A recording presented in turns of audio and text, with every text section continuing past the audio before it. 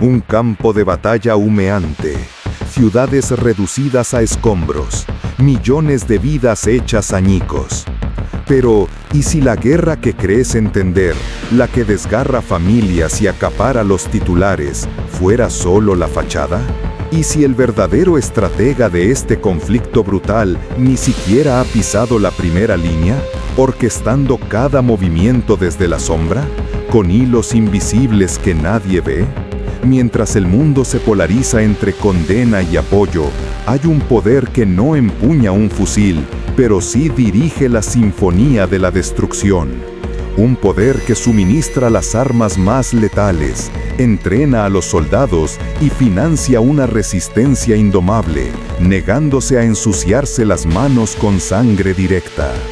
Es un ajedrez mortal, donde los peones caen por miles, pero el rey permanece intocable, detrás del velo de la no intervención activa.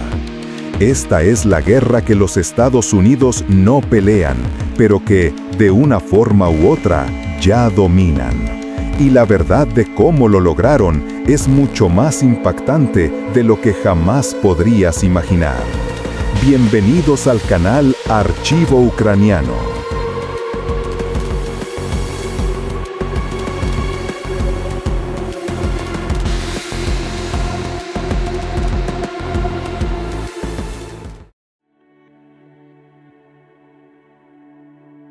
Esta es la guerra que los Estados Unidos dirige la sinfonía de este conflicto. Un poder que, durante décadas, ha tejido una red de influencia tan vasta y compleja que sus hilos se confunden con el destino mismo de las naciones. Un poder que opera desde un trono invisible, muy lejos del barro y la sangre. Para entender la magnitud de esta orquestación silenciosa, debemos retroceder en el tiempo, a un momento en que el telón de acero se desplomó con un estruendo que resonó en todo el planeta.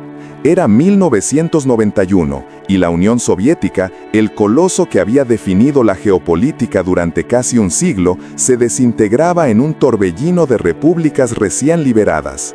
El mundo observaba, boquiabierto, cómo el mapa se redibujaba ante sus ojos. Para Estados Unidos, la victoria en la Guerra Fría no fue solo un triunfo ideológico, fue la apertura de una era dorada, un momento de hegemonía indiscutible donde su modelo democrático y capitalista parecía la única verdad universal. Francis Fukuyama proclamó el fin de la historia, y muchos lo creyeron. Pero en las ruinas de Moscú, una nueva semilla de resentimiento comenzaba a germinar, alimentada por la humillación y la percepción de un vacío de poder que Occidente se apresuraba a llenar. En este nuevo tablero, Ucrania emergía como una pieza de valor incalculable. No era solo un vasto territorio con una población considerable y recursos agrícolas. Era, y sigue siendo, la cicatriz geográfica más profunda entre Rusia y el corazón de Europa. Un puente para algunos, un muro para otros.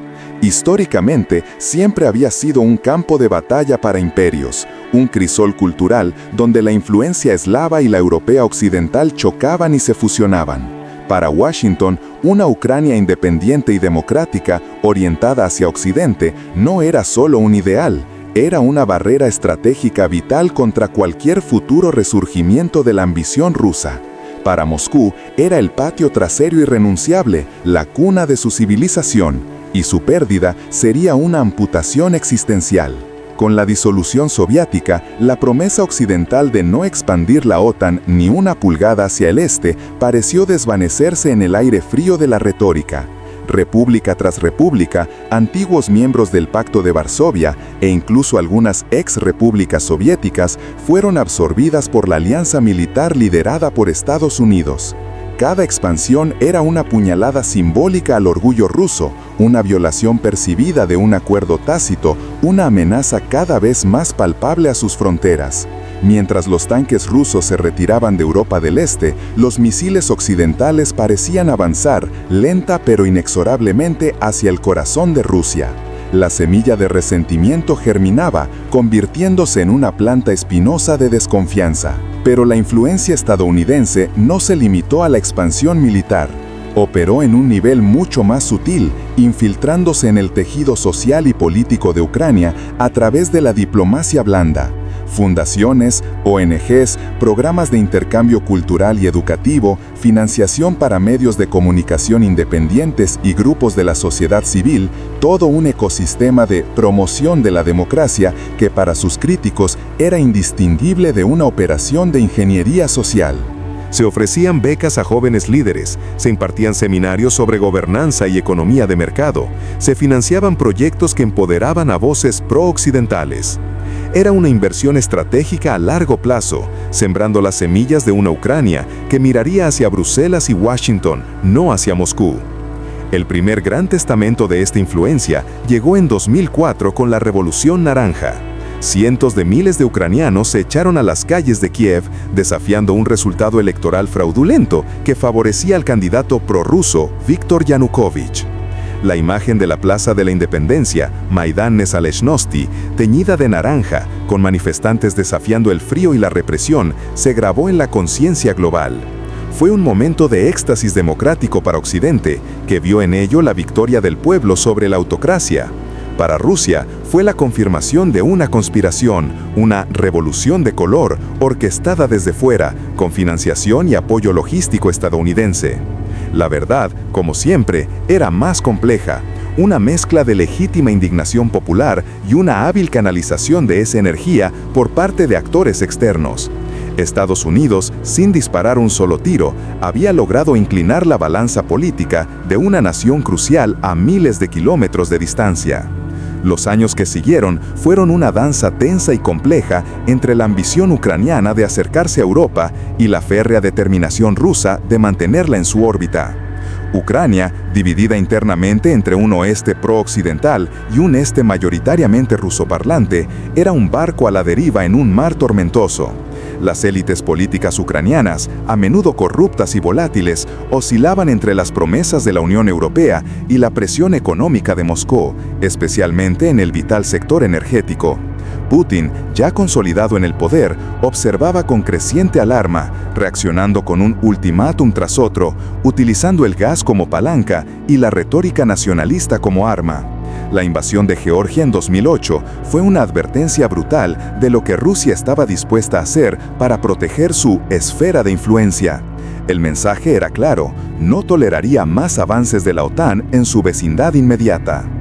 Pero la marea de la influencia occidental ya era demasiado fuerte para detenerla con amenazas. En 2013, el entonces presidente ucraniano Viktor Yanukovych, bajo intensa presión rusa, dio marcha atrás en un acuerdo de asociación clave con la Unión Europea. La chispa se encendió de nuevo. Lo que comenzó como una protesta pacífica en la Plaza Maidán pronto se transformó en un levantamiento masivo, una rebelión que superó las expectativas y desbordó a las autoridades. La brutal represión estatal, con francotiradores disparando contra los manifestantes, solo sirvió para avivar las llamas. El mundo observaba en tiempo real cómo la historia se escribía en las calles de Kiev, con barricadas en llamas y el olor a neumáticos quemados en el aire. Fue durante esos días de caos y esperanza que la mano invisible de Estados Unidos se hizo visible para algunos, aunque su impacto total aún era un misterio. La famosa llamada telefónica interceptada entre la subsecretaria de Estado Victoria Nuland y el embajador estadounidense en Ucrania Geoffrey Pyatt se filtró, revelando una conversación donde Nuland discutía abiertamente quién debería y quién no debería formar parte del futuro gobierno ucraniano, incluso pronunciando la infame frase "Fuck the EU". Esta filtración, minimizada por Occidente como una conversación privada malintencionada, fue para Moscú la prueba irrefutable de la injerencia estadounidense. Era la confirmación de que Washington no solo estaba observando, sino eligiendo a los jugadores en el tablero ucraniano, construyendo un gobierno a su medida. Si te encuentras fascinado por cómo estos hilos invisibles comenzaron a tejerse y quieres seguir desentrañando la verdad detrás de las cortinas, considera unirte a nuestra comunidad haciendo clic en suscribir y activando la campana. Cada revelación te acercará más a comprender el juego completo.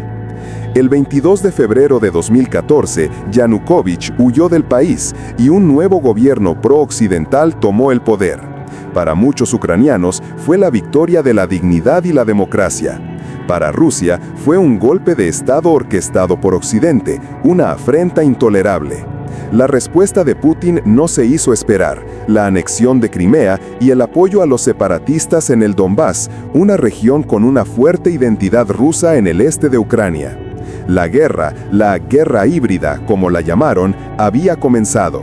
Estados Unidos, aunque no envió tropas, reaccionó con una batería de sanciones económicas sin precedentes contra Rusia y, crucialmente, comenzó a proporcionar ayuda militar y entrenamiento a las fuerzas ucranianas.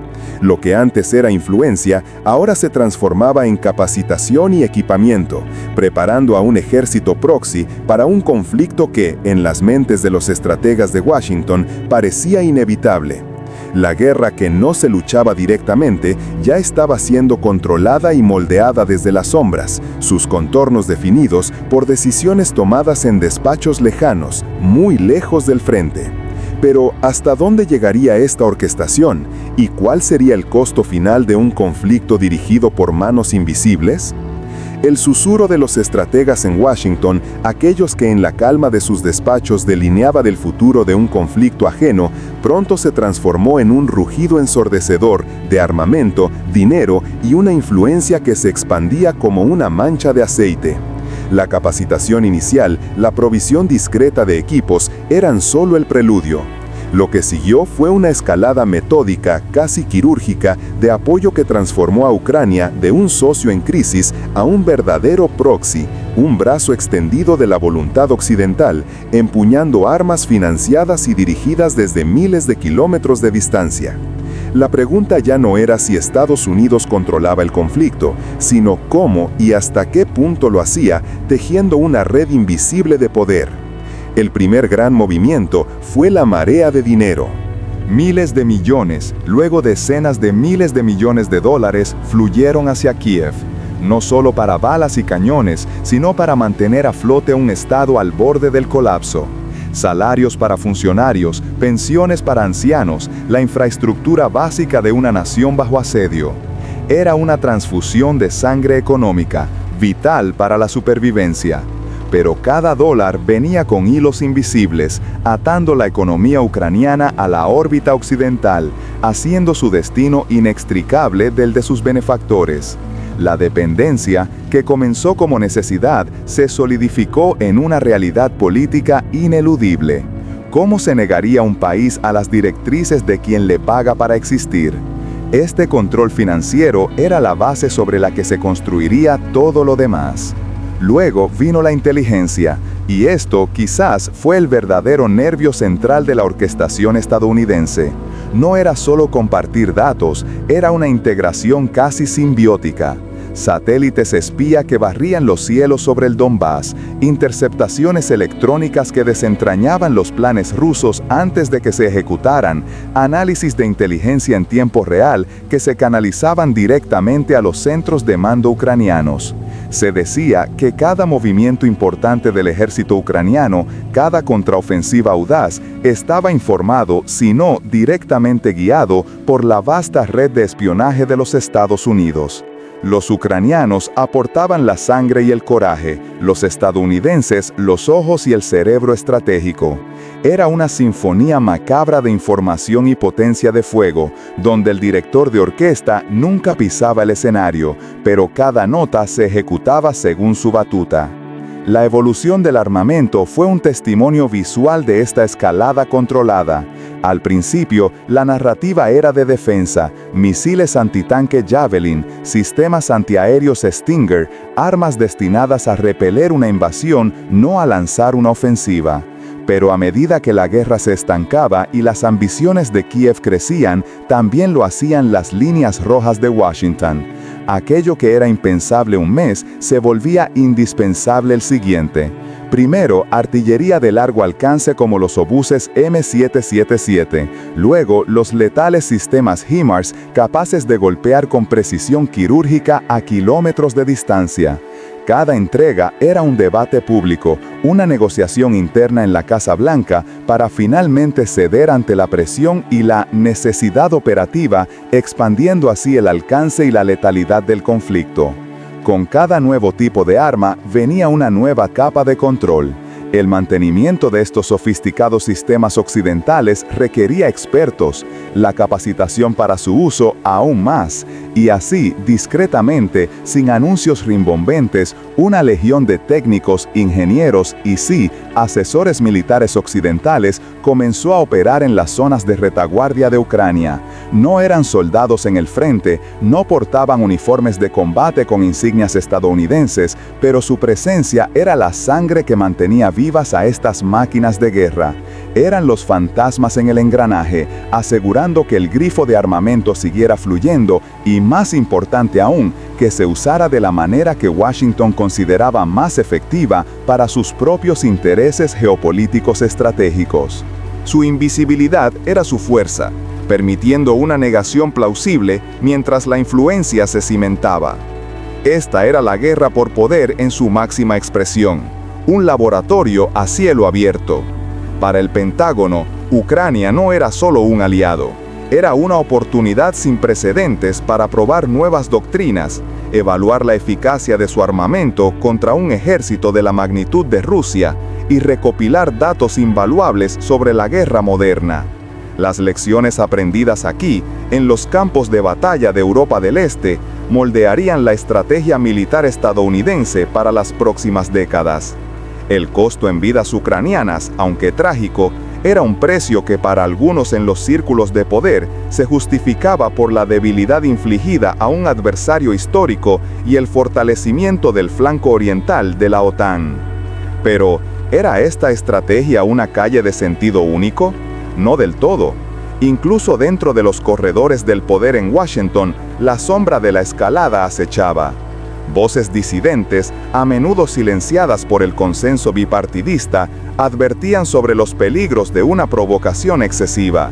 ¿Qué pasaría si Rusia, acorralada y humillada, optara por medidas desesperadas? ¿Qué sucedería si el conflicto proxy se transformaba, de un momento a otro, en un enfrentamiento directo con una potencia nuclear? La delgada línea entre el control y la pérdida de este era una constante fuente de ansiedad, una espada de Damocles suspendida sobre la cabeza de cada estratega, una amenaza silenciosa que se negaba a desaparecer. La información, al igual que las armas, se convirtió en una herramienta de control. La narrativa occidental, amplificada por una maquinaria mediática global, pintaba un cuadro claro. Ucrania, la víctima heroica; Rusia, el agresor bárbaro; y Estados Unidos, el salvador indispensable. Esta simplificación, aunque efectiva para movilizar el apoyo público y justificar la ayuda masiva, ocultaba las complejidades y los matices de una historia mucho más larga y enmarañada. La guerra no solo se libraba en el campo de batalla, sino también en las mentes de millones de personas, moldeadas por los titulares y los reportajes, donde la verdad a menudo era la primera víctima. Si estás encontrando este análisis tan inquietante como fascinante, considera darle un me gusta y compartirlo. Así, esta conversación vital puede llegar a más personas. Mientras tanto, en las trincheras fangosas de Ucrania, la realidad era brutalmente sencilla. Los soldados ucranianos, empuñando fusiles estadounidenses, disparando artillería alemana y recibiendo coordenadas de satélites americanos, sentían la pesada carga de ser el peón en un tablero de ajedrez global. Su valentía era innegable, su sacrificio inconmensurable. Pero la autonomía, la soberanía real en la toma de decisiones estratégicas, ¿hasta qué punto les pertenecía? ¿Eran los verdaderos arquitectos de su destino o meros ejecutores de un plan diseñado en otro continente? La dependencia era palpable, no solo en la ayuda militar y económica, sino también en la misma moral. Cada anuncio de un nuevo paquete de ayuda, cada promesa de armamento más avanzado, era un bálsamo para el espíritu de una nación exhausta. Pero también era un recordatorio constante de que su lucha, por heroica que fuera, no podía sostenerse sin el flujo ininterrumpido de apoyo externo.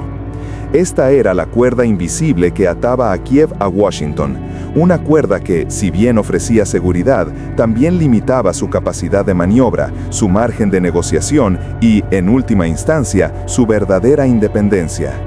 El control estadounidense, por lo tanto, no era una fuerza coercitiva bruta, sino una red sutil y multifacética de influencia. Era la mano que alimentaba, la voz que informaba, el proveedor que armaba. Era la autoridad moral y material que dictaba los ritmos y las reglas de un conflicto que, formalmente, no era suyo. La pregunta entonces no era si Estados Unidos controlaba la guerra, sino cómo la controlaba y hasta qué punto esta orquestación, tan meticulosa y calculada, podría sostenerse sin desatar fuerzas incontrolables. Porque si bien el titiritero manejaba las cuerdas con maestría, el escenario era real, las marionetas respiraban y sangraban, y el fuego de la guerra, una vez encendido, tiene una voluntad propia, una inercia destructiva que desafía cualquier guión preestablecido. ¿Qué sucedería cuando esa voluntad chocara con los planes cuidadosamente trazados en los despachos lejanos? ¿Y cuál sería la verdadera factura de esta guerra indirecta cuando el polvo finalmente se asentara? La respuesta a esa pregunta comenzaba a asomarse en el horizonte, cargada de una incertidumbre escalofriante, lista para revelarse en las próximas fases de este conflicto global. Para no perderte la continuación de esta profunda investigación, asegúrate de suscribirte al canal y activar la campana de notificaciones. Y así, mientras la niebla de la incertidumbre cubría el horizonte, una verdad ineludible comenzaba a cristalizar. La guerra en Ucrania no era solo una colisión de voluntades en un campo de batalla devastado, sino la manifestación más visible de un juego de ajedrez geopolítico mucho más profundo, orquestado con una precisión quirúrgica desde despachos situados a miles de kilómetros de distancia. La pregunta ya no era si Estados Unidos estaba involucrado, sino cómo su mano invisible pero inquebrantable moldea cada movimiento, cada sacrificio, cada victoria y cada derrota. El eco de los cañones en el este de Europa era en realidad un metrónomo que marcaba el ritmo de una sinfonía estratégica cuya partitura había sido escrita a miles de kilómetros en los pasillos de poder de Washington. La preparación para el clímax no se gestó en un solo golpe maestro, sino en una meticulosa acumulación de decisiones, cada una un engranaje vital en la maquinaria de control indirecto. El primer y más evidente pilar de esta estrategia fue el torrente incesante de armamento. Desde los primeros días del conflicto, cuando los tanques rusos se adentraban en territorio ucraniano y la capital Kiev parecía al borde del colapso, la respuesta de Estados Unidos no fue el despliegue de tropas, sino el de un arsenal sin precedentes. No se trataba solo de enviar armas, sino de calibrar qué armas, en qué cantidad y en qué momento para lograr el máximo impacto en el campo de batalla sin cruzar la delgada línea roja que pudiera provocar una confrontación directa con una potencia nuclear. Se enviaron misiles Javelin capaces de perforar el blindaje más pesado, se suministraron sistemas HIMARS con su letal precisión a larga distancia, transformando la retaguardia rusa en un blanco vulnerable. Cada envío era una declaración, una calibración de fuerza que susurraba: no luchamos, pero armamos al que sí lo hace. La decisión de proporcionar F-16, largamente debatida y finalmente aprobada, marcó un nuevo umbral, dotando a Ucrania de una capacidad aérea que hasta entonces parecía un sueño inalcanzable. Estos no eran meros instrumentos de guerra, eran extensiones de la voluntad estratégica estadounidense, herramientas que permitían a Ucrania luchar con una efectividad que, por sí sola, jamás habría podido alcanzar. Pero las armas por sí solas son solo metal inerte sin la inteligencia que las dirija. Y aquí es donde la mano invisible de Washington se volvió casi omnisciente. La red de inteligencia estadounidense, con su capacidad de vigilancia global, sus satélites que escudriñan cada palmo de tierra, sus sistemas de intercepción de comunicaciones que escuchan los susurros más protegidos, se convirtió en el cerebro del ejército ucraniano. En tiempo real, datos cruciales fluían desde bases secretas de la NSA y la CIA directamente a los mandos ucranianos. Movimientos de tropas rusas, ubicaciones de depósitos de municiones, planes de ataque, incluso las intenciones de los altos mandos enemigos eran revelados con una claridad asombrosa. Esta asimetría en la información fue un factor decisivo, un cheat code estratégico que permitió a Ucrania anticipar, evadir y golpear con una eficacia que desconcertaba a Moscú. La niebla de la guerra, ese velo que oscurece el campo de batalla, se disipaba para un lado mientras se hacía más densa y traicionera para el otro. Los generales ucranianos no solo recibían información, recibían análisis, proyecciones y, en ocasiones, recomendaciones tácticas que, aunque no fueran órdenes directas, delineaban el camino hacia la victoria. Era la guerra librada por procuración, pero con los ojos y oídos de la superpotencia global. Más allá del armamento y la inteligencia, el pilar económico se erigió como un arma silenciosa pero devastadora. Las sanciones impuestas por Estados Unidos y sus aliados no buscaban paralizar la economía rusa de inmediato, sino erosionarla lenta pero implacablemente. Se cortaron los lazos con el sistema financiero global, se congelaron activos, se impusieron embargos a exportaciones clave. El objetivo era doble: desfinanciar la maquinaria de guerra rusa y generar un descontento interno que pusiera presión sobre el Kremlin. Pero las sanciones son un arma de doble filo. Sus ondas expansivas se sintieron en todo el planeta, elevando los precios de la energía y los alimentos, desestabilizando mercados y forzando a naciones enteras a tomar decisiones difíciles. La factura de esta guerra indirecta, una pregunta que habíamos planteado antes, comenzaba a calcularse en las mesas de los hogares comunes, en las fluctuaciones de las bolsas de valores y en los pasillos de los bancos centrales. Estados Unidos, al liderar esta ofensiva económica, no solo debilitaba a Rusia, sino que también reafirmaba su dominio sobre el sistema financiero internacional, mostrando al mundo el costo de desafiar el orden establecido. La diplomacia, ese arte sutil de la persuasión y la presión, fue el cuarto pilar, la argamasa que unió los otros elementos. Washington no solo actuó, sino que también tejió una vasta red de alianzas, consolidando el apoyo a Ucrania y aislando a Rusia en el escenario mundial. Se presionó a aliados reticentes, se negociaron paquetes de ayuda multinacionales, se coordinaron mensajes y estrategias en foros internacionales. Cada cumbre, cada declaración conjunta, cada voto en la ONU era un testimonio de la incansable labor diplomática estadounidense para presentar la guerra como una lucha entre la democracia y la autocracia, una narrativa que resonaba profundamente en muchas capitales occidentales. El objetivo era claro: construir un frente unido que pudiera sostener el esfuerzo de guerra ucraniano a largo plazo y dejar a Rusia sin amigos ni recursos. Este intrincado ballet de poder, donde cada movimiento en el tablero era cuidadosamente calculado, no estaba exento de riesgos. El espectro de la escalada nuclear flotaba como una sombra constante, una advertencia de que la guerra que no se lucha podría, en cualquier momento, transformarse en una confrontación directa de consecuencias inimaginables. La línea entre el apoyo y la beligerancia activa era delgada, y Washington la transitaba con una mezcla de audacia y cautela. Cada paquete de ayuda, cada declaración enérgica era una apuesta. ¿Hasta dónde podía empujarse a Rusia sin provocar una reacción desproporcionada? ¿Cuál era el punto de inflexión donde la paciencia de Moscú se agotaría por completo? Estas eran las preguntas que se cernían sobre los estrategas en la Casa Blanca y el Pentágono mientras preparaban el escenario para el próximo acto. La narrativa de la guerra que los EUA no luchan, pero controlan, no era una teoría conspirativa, sino una observación de cómo el poder en el siglo XXI se ejerce de formas cada vez más sofisticadas y menos directas. Se trataba de influir sin intervenir, de guiar sin comandar, de ganar sin disparar un solo tiro propio. Las piezas estaban en su lugar, la maquinaria estaba aceitada, el clímax era inminente.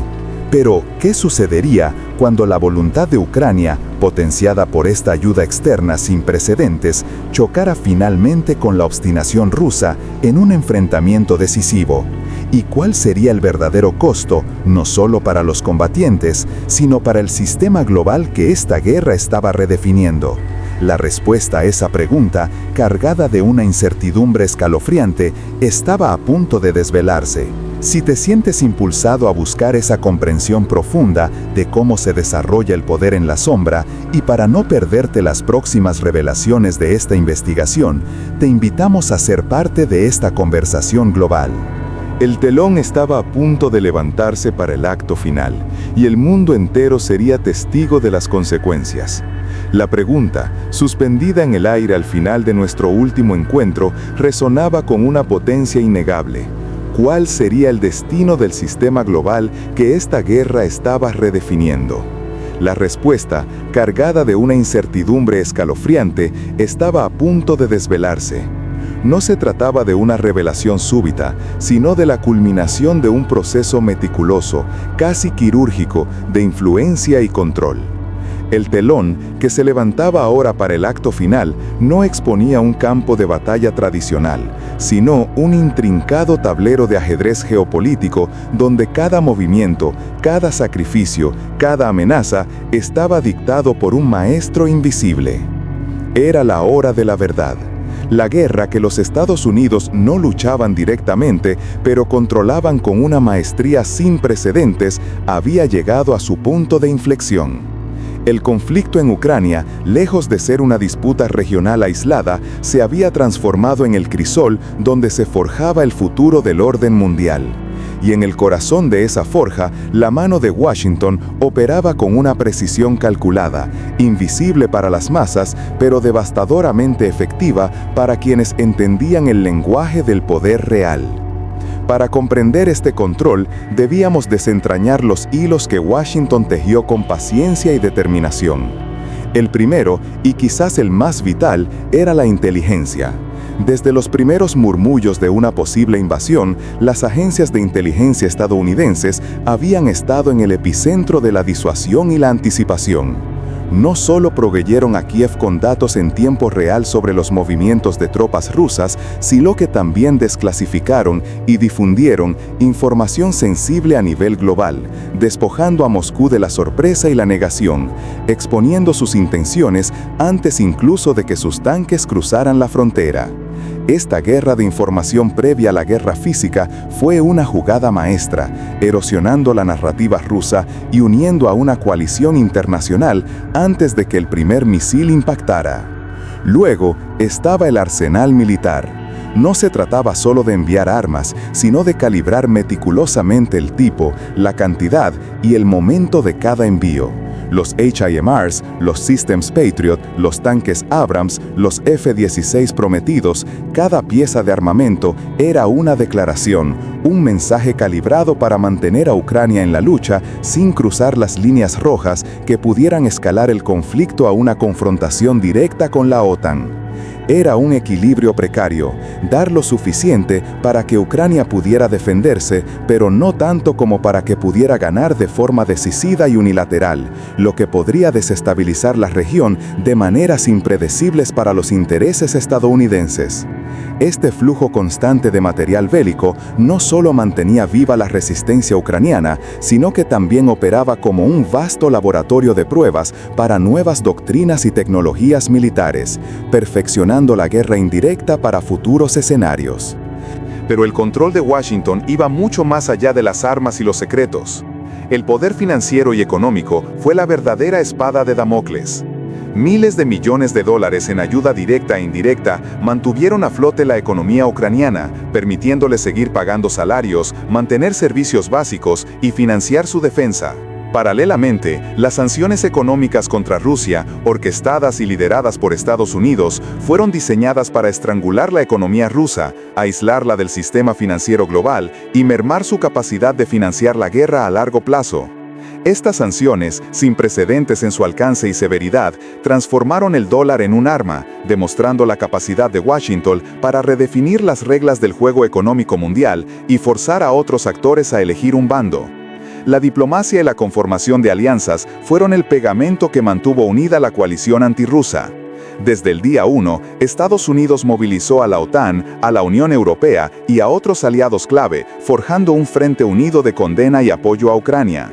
Esta coordinación diplomática no solo legitimó las acciones de la coalición, sino que también impidió cualquier fisura significativa que Rusia pudiera explotar. Washington no solo dictaba la agenda, sino que también se aseguraba de que sus aliados estuvieran alineados, a menudo utilizando una combinación de incentivos y presiones sutiles para mantener la cohesión. Este control sobre la narrativa y la acción colectiva fue fundamental para aislar a Rusia en la escena mundial. En este punto, la promesa del título comenzaba a cristalizar. La guerra que los EUA no luchan, pero controlan, no era una hipérbole, sino una descripción precisa de una nueva forma de hacer la guerra, una que minimizaba los riesgos directos para la superpotencia, mientras maximizaba su influencia y resultados estratégicos. La pregunta que surgía entonces era, ¿cuál era el objetivo final de este control? ¿Qué buscaba Washington al orquestar un conflicto tan devastador sin pisar directamente el campo de batalla? La respuesta se ramificaba en múltiples capas. En primer lugar, se trataba de debilitar a un rival geopolítico. Rusia, percibida como una amenaza revisionista al orden liberal liderado por Estados Unidos, estaba siendo sistemáticamente mermada, no solo militarmente, sino también económicamente y diplomáticamente. Esta guerra, gestionada a distancia, ofrecía la oportunidad de degradar las capacidades de Rusia a un costo relativamente bajo para Washington. En segundo lugar, era una oportunidad para reafirmar el liderazgo estadounidense en un mundo cada vez más multipolar. Al movilizar a sus aliados y coordinar una respuesta global, Estados Unidos demostraba que seguía siendo el arquitecto principal del orden internacional, capaz de unir a naciones en torno a una causa común. En tercer lugar, era una forma de revitalizar y expandir la OTAN. La invasión rusa, lejos de dividir a la alianza, la fortaleció y llevó a países históricamente neutrales como Finlandia y Suecia a sus filas. Este fue un triunfo estratégico para Washington, que veía en la OTAN el pilar de su seguridad en Europa.